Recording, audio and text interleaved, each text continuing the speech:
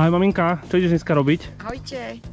Dneska si vyčistíme naše sedlo, ktoré už dlho nebolo používané a nakoľko Luty už celkom je na tom dobre zdravotne, že už by mohla troška začať pracovať a naša dcera teda chce ísť jazdiť na nej, tak musíme dať sedlo dokopy. Takže najskôr použijeme leather cleaner, to je čistič na kožu a keďže sme to mali uskladené, a žiaľ dostali sa k tomu myši, takže to musíme poriadne vyvrhnúť. Takže toto máme anglické sedlo, pod to sedlo dávame jednu takú dečku, ktorú dávame na koňa, konkrétne túto hnedú, na tu dávame takúto čiernu, aby to malo všetko medzi sebou taký nejaký tlmič. Takže tu máme pre Luty nachystanú ohľavku alebo bosal, ktorý ona používa.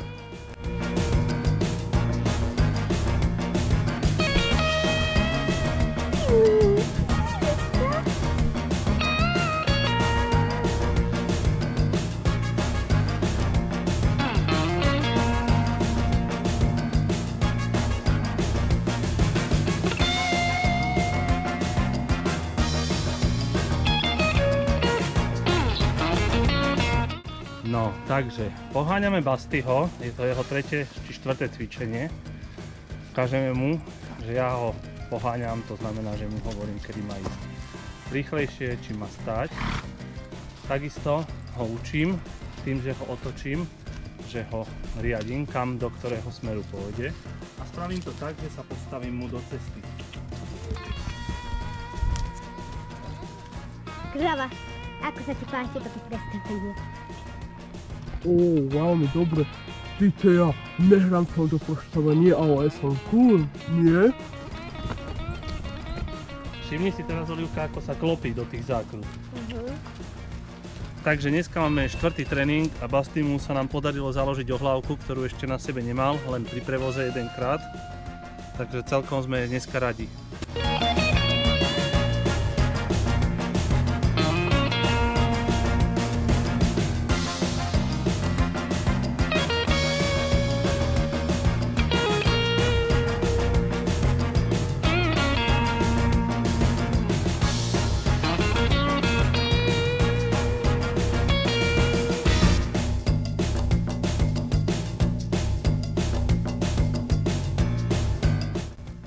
Ideme na to?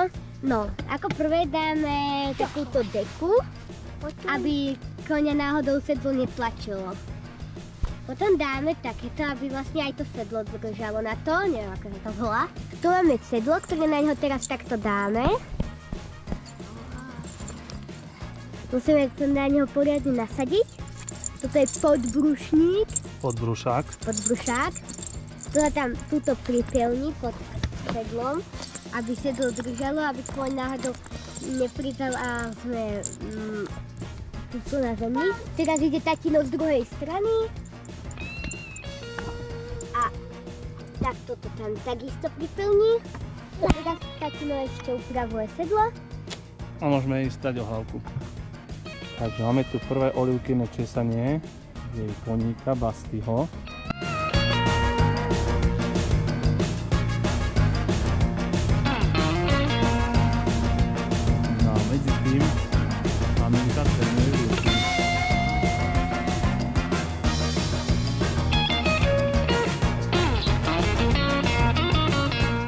Ďakujeme, že sledujete náš kanál. Ak sa vám páčilo video, dajte nám like, dajte nám odber. Ak by ste mali akékoľvek otázky, bude nám môžete napísať do komentárov.